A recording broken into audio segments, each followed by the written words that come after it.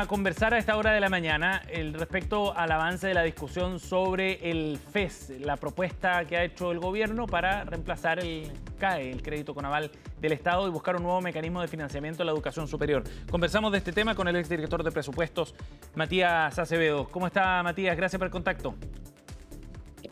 Hola Sebastián, ¿cómo estás? Muchas Gracias. gracias por la invitación. Gracias por conversar con nosotros. Bueno, este tema está en el Congreso, el gobierno todavía mantiene cierta esperanza de poder sacar adelante el proyecto, pero esta semana se dio un encuentro bien interesante en la Escuela de Economía y Negocios de la Universidad de los Andes, en la Facultad de Ciencias Económicas y Empresariales, sobre este proyecto. Estuvo de hecho el ministro Grau, la directora de presupuestos, Javiera Martínez, conversando sobre este asunto y se reunían visiones al final respecto a lo que significa el proyecto y a la mirada que hay en un momento crítico para su trámite. Por eso es tan interesante conocer la visión que quedó. Primero, ¿con qué sensación se quedó después del evento? Primero, Matías. Mira Sebastián, acá lo más importante es que si queremos mejorar el sistema de financiamiento de la educación superior, tenemos que hacerlo bien. Y esto lo digo que pareciera una obviedad. En el pasado no lo hemos hecho bien.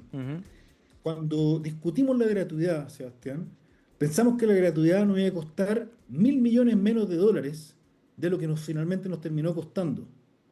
Eso es prácticamente lo que nos costó aumentar la PGU, digamos. Entonces, nos equivocamos en estimar riesgos fiscales que estaban presentes, Mm. porque evidentemente los estudiantes que se estaban quedando fuera, porque esto iban al 60% más vulnerable de la población, los que estaban en el séptimo de CIL y que estaban ahí a puertas de tener la gratuidad, tenía muchos incentivos, ¿no es cierto?, a transformarse en estudiantes del 60% más vulnerables. Y eso finalmente lo que ocurrió.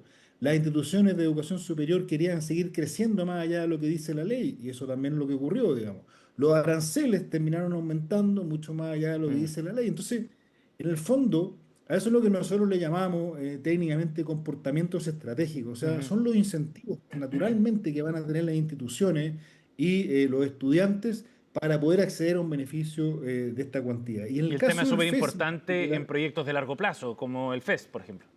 totalmente, totalmente, porque fíjate que cuando nosotros impulsamos, o sea, cuando el gobierno de la presidenta Bachelet impulsó la gratuidad, la deuda pública estaba del orden de 15 puntos del PIB. Ujú. Y hoy día estamos casi llegando al 45% que lo hemos definido como el límite de deuda prudente, digamos. Sí. Entonces, un argumento adicional, ya no tenemos espacio para equivocarnos, ya no tenemos espacio para tomar riesgos que no conocemos, como lo teníamos quizás antes, digamos. Y por lo tanto, todos esos riesgos, digamos que fue parte de la conversación interesante ayer que tuvimos un panel además donde participamos junto a Ignacio Brión y Ujú. Andrea Repeto, eh, fueron las cosas que se discutieron ayer. ¿Cómo nos hacemos cargo que esos riesgos fiscales no terminen deteriorando aún más las Sí. finanzas públicas y obviamente esto sea un sistema sostenible en el tiempo? Matías, pero pareciera haber consenso, no sé si lo comparte o no, pero de que es necesario generar un cambio en el sistema de financiamiento de la educación superior. Eso sí. Sí, pero La no pregunta es cualquier cómo. cambio. No cualquier cambio, Ujú. porque lo que el gobierno dice es que el CAE actual es caro porque no se está cobrando, Mm. así de simple. Y cuando tú te comparas contra el proyecto que no se está cobrando, cualquier proyecto que le pongas que se cobre un poquito mejor le va a ganar. Y no se trata de eso. Nosotros tenemos que buscar el mejor proyecto para Chile, Ujú. para los estudiantes. Y ese mejor proyecto requiere un trabajo, un rediseño muy importante del actual proyecto de ley. ¿Cuáles son los Déjame ponerte principales déficits que ven en el proyecto ahora o los principales problemas? Mira, déjame ponerte un ejemplo. Sí. Nosotros en la universidad tenemos una escuela de medicina y muchos de los estudiantes, un grupo, vienen de sectores vulnerables. Es probable que ese estudiante, si accede al FES, termine pagando hasta 3,5 veces el monto del cual solicitó para estudiar, durante 20 años. Se le van a poner una carga financiera, Mm. el 8% de sus ingresos, durante 20 años. Yo me pregunto, si la política va a aceptar eso, cuando no es solamente existan uno, dos, cinco, 10 casos, existan 100 y miles de casos de eso.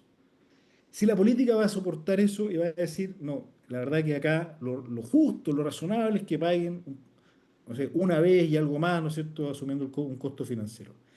Ese es el tipo de cosas que nosotros le llamamos comportamiento estratégico, que no solamente son los estudiantes que Ujú, probablemente van a buscar una alternativa, las mismas universidades van a buscar alternativas de financiarlo porque son estudiantes que van a tener un futuro promisorio, ujú. sino que es la política que se va a encargar de sacarlos del sistema y decir, ¿sabe qué? Vamos a acotar ahora el beneficio, no va a llegar hasta 3,5 veces el monto que yo le financié, sino que va a ser 1,5 veces. Y con eso el sistema está desfinanciado. Ese es el tipo de riesgo que nosotros tenemos que tratar de evitar y ese es el tipo de riesgos que el sistema, como un Claro. sistema como el FED, que te cobra un porcentaje de tu ingreso sin definir un monto específico, ¿no es cierto? Ujú. Está sujeto. Ese es el tipo de cosas que nosotros tenemos que evitar y que, por ejemplo, un crédito contingente al ingreso que uno podría decir como un CAE, pero que de verdad que se cobre, ¿no es cierto? Ujú. Que sea cobrado por el servicio de impuestos internos y originado por el Estado. Saquemos a la banca, saquemos a Sí. la banca. Yo creo que la banca, eso hay consenso, sacar a la banca y centralizar el sistema en el servicio de impuesto interno. Con esas dos cosas y un crédito contingente al ingreso en las condiciones que hoy día estamos otorgándolo, que no supera en promedio un 5% de la renta del estudiante, son cosas perfectamente posibles Ujú. de estructurar en un nuevo sistema de financiamiento. Matías, ¿cuán relevante es a tu juicio el que se transforme efectivamente en un crédito y que no sea un impuesto a los graduados, como planteó, por ejemplo, Ignacio Briones también en ese mismo seminario? Porque en el fondo, cuando tú, o sea, aquí hay dos cosas, digamos. Hay un tema contable, financiero del Estado, digamos. Si tú no sabes Ujú.